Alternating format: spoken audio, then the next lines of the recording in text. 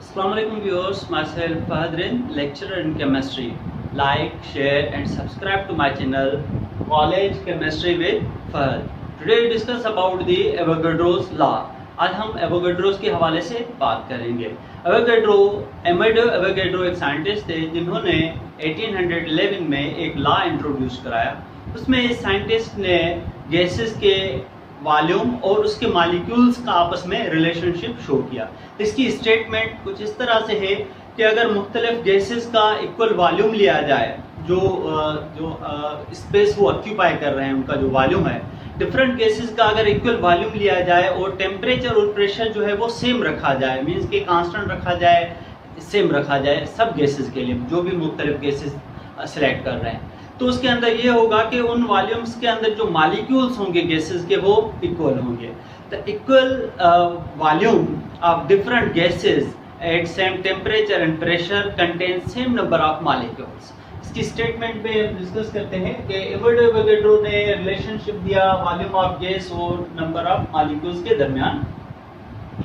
Statement equal volume of different gases, मुख्तलिफ gases लें और उन सबका इक्वल वॉल्यूम लें और टेम्परेचर और प्रेशर जो है वो हम सेम रखें, तो उसके अंदर जो नंबर ऑफ मॉलिक्यूल्स होंगे वो भी सेम रहेंगे। Equal volume of different gas at same temperature and pressure have same number of molecule. तो ये इसकी स्टेटमेंट है अमेडो एवोगाड्रोस की। मैथमेटिकली हम रिप्रेजेंट करते हैं कि volume of gas is directly proportional to the number of moles of gas at same temperature and pressure, या हम कह दें at constant temperature and pressure. So n is the number of mole. Mole जो है any atomic mass, molecular mass और formula mass expressed in grams is called मोल।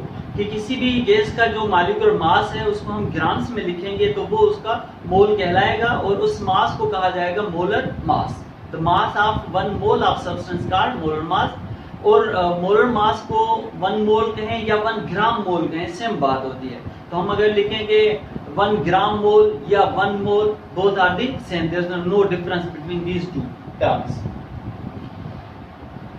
अब हम बात करते हैं कि अगर STP हम सिलेक्ट करें। STP का मकसद है कि standard temperature and pressure, S for standard, T for temperature and P for pressure. और स्टैंडर्ड टेम्परेचर जो है वो 0 डिग्री सेंटीग्रेड है, जिसको हम केल्विन में लिखेंगे तो 273 केल्विन हो जाएगा। 273 केल्विन, 273 केल्विन 0 डिग्री सेंटीग्रेड। और प्रेशर जो है स्टैंडर्ड प्रेशर वो 1 एटमॉस्फेयर है, 1 atm। तो at STP standard temperature and pressure 0 degree centigrade or 273 kelvin and 1 atmosphere, और इस कंडीशन को हम कहेंगे STP। इस कंडीशन पे अगर 1 मोल हम लेंगे किसी भी गैस का तो उसका जो वॉल्यूम होगा वो हमेशा 22.4 dm³। तो 1 mole of any gas at STP occupy 22.4 dm³ cubic decimetre volume, और इस वॉल्यूम को कहा जाता है मोलर वॉल्यूम। क्योंकि ये जो वॉल्यूम है वो 1 मोल ऑफ गैस का है तो इसको हम कहेंगे मोलर वॉल्यूम। तो volume of the mole of gas. तो मोलर वॉल्यूम जो है किसी भी गैस का 1 मोल हम लेंगे और कंडीशन हम STP देंगे, मींस के 273 डिग्री सेंटीग्रेड और 1 एटमॉस्फेयर। तो उस वक्त उस गैस का जो वॉल्यूम होगा वो 22.4 dm³ होगा। अब 22.4 dm³ है, इसको हम मुख्तलिफ यूनिट्स में लिख सकते हैं। अगर dm³ में लिखेंगे तो 22.4 लिखेंगे, अगर cm³ में, क्यूबिक सेंटीमीटर में लिखेंगे तो 22,400, 22400 जो है उसके वैल्यू हो जाएगी cm³ में। अगर मीटर क्यूब में लिखेंगे तो 0.0224 मीटर क्यूब। तो ये पॉइंट मैं यहाँ पे लिख देता हूँ।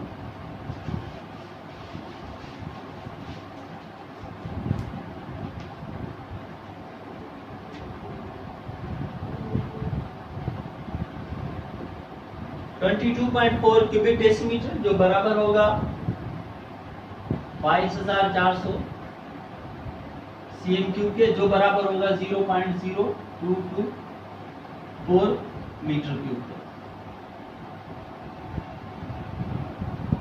तो ये मुख्तलिफ यूनिट्स हैं, किसी भी यूनिट में एक्सप्रेस किया जाता है। अब ये जो वॉल्यूम होगा किसी भी गैस के 1 मोल का वॉल्यूम होगा और कंडीशंस जो होंगी वो STP होनी चाहिए।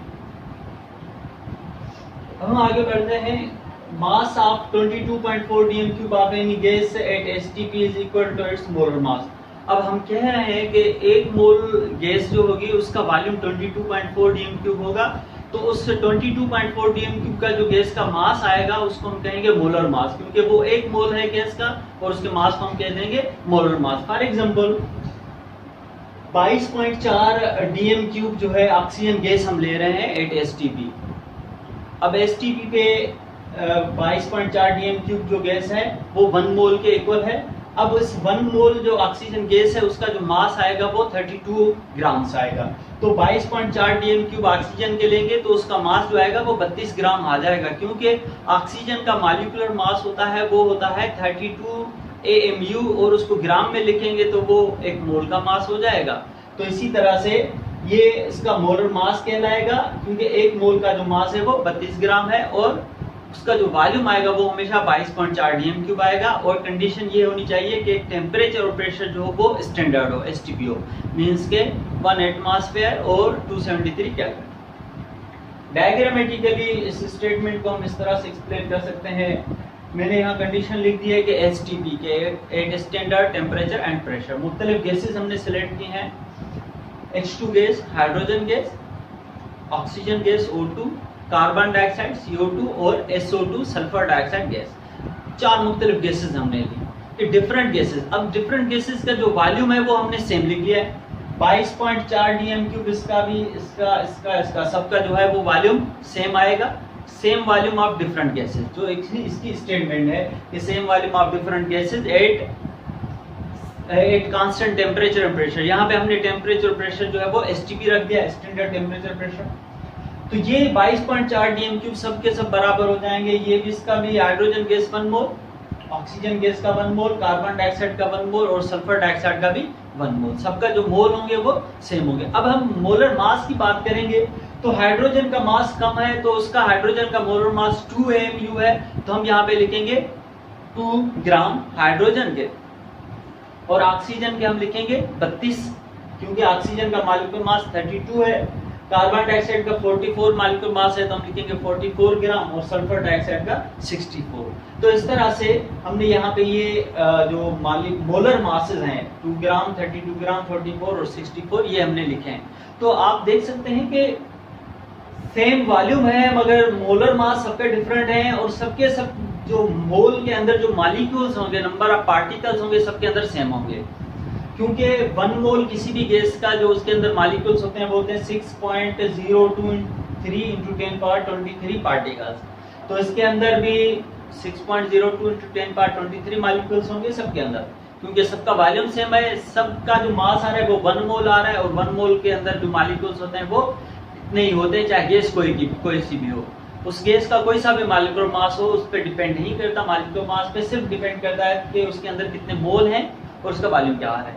वॉल्यूम से आप मॉलिक्यूल मालूम कर सकते हैं, मोल से आप वॉल्यूम मालूम कर सकते हैं. तो इसी तरह से ये स्टेटमेंट जो है volume is directly proportional to the number of moles, means कि n की वैल्यू. इस तरह से ये एवोगाड्रोस के हवाले से डिस्कस किया. अब एप्लीकेशंस ऑफ एवोगाड्रोस लॉ, इसका क्या मेजर एडवांटेज. एक तो हम ये बता सकते हैं कि वॉल्यूम देख के हम नंबर ऑफ पार्टिकल्स बता सकते हैं, पार्टिकल्स की क्वांटिटी से हम वॉल्यूम बता सकते हैं, मोल्स बता सकते हैं. और दूसरा इसका मेजर एडवांटेजेस है कि मॉलिक्यूलर मास हम कैलकुलेट कर सकते हैं. उसके लिए मैं एक एग्जांपल लेता हूँ. Now the application of Avogadro's law, जिसकी मदद से हम मॉलिक्यूलर मास जो है वो कैलकुलेट करेंगे. अगर एक गैस का मॉलिक्यूलर मास हमें पता है तो दूसरी गैस का किस तरह से मालूम करें. To calculate relative molecular mass of gas, that is the application or advantage or use of the Avogadro's law. At same temperature and pressure, अगर दो गैसेस हैं, गैस A और गैस जो है B, गैस A जो है उसका 1 dm cube का जो मास होगा वो बराबर होगा गैस B के 1 dm क्यूब के, क्योंकि दोनों का जो मास होगा वो इक्वल होगा. इक्वल से मकसद ये नहीं कि दोनों की वैल्यू सेम होगी, का मकसद ये होगा कि उनमें नंबर ऑफ पार्टिकल्स जो होंगे, मॉलिक्यूल्स होंगे वो सेम होंगे. तो हम कहेंगे कि 1 dm cube of gas A is equal to 1 dm cube of gas B. तो mass of 1 dm cube 1 cubic decimetre of gas A is equal to mass of 1 cubic decimetre of gas B. अगर gas A जो है वो oxygen है, O2 है, जिसका 1 dm cube का मास आ रहा है 43 और गैस बी जो है वो 1 dm³ जिसका आ रहा है 1.25 ग्राम मास आ रहा है। तो मॉलिक्यूलर मास ऑफ O2 32 है और मॉलिक्यूलर मास ऑफ बी जो है हमें मालूम करना है। मॉलिक्यूलर मास गैस बी का कैलकुलेट करना है, उसके लिए हम लिखेंगे कि 32 जो ऑक्सीजन का मॉलिक्यूलर मास है वो लिख लिया हमने, उसको डिवाइड करेंगे ऑक्सीजन के 1 dm³ का मास 1.43 और उसको मल्टीप्लाई करेंगे 1.25 ग्राम ऑफ गैस बी, जो 1 dm³ गैस बी का आ रहा था उसके मास से हम इसको मल्टीप्लाई कर देंगे। तो इसके रिजल्ट में इसका जो मास आएगा वो 28 आएगा। तो 28 से हम ये कह सकते हैं कि ये गैस जो है वो कार्बन मोनोऑक्साइड हो सकती है, क्योंकि कार्बन का मास 12 है और ऑक्सीजन का 16 है। तो इसी तरह से हमने कंपेयर किया कि 1 dm³ ऑक्सीजन को और 1 dm³ ऑफ अननोन गैस जो है जिसका मास हमें मालूम नहीं है, तो वो इस तरह से हमने रिलेटिव मींस के कंपेयर करके उसका मॉलिक्यूलर मास निकाला है। इसलिए हम कहते हैं to determine the relative molecular mass. और ये टॉपिक यहीं पे खत्म होता है। आपको मेरा वीडियोस पसंद आए तो उसको ज़्यादा से ज़्यादा लाइक करें, शेयर करें और मेरे चैनल को सब्सक्राइब करें। चैनल का नाम है कॉलेज केमिस्ट्री विद पर। अल्लाह।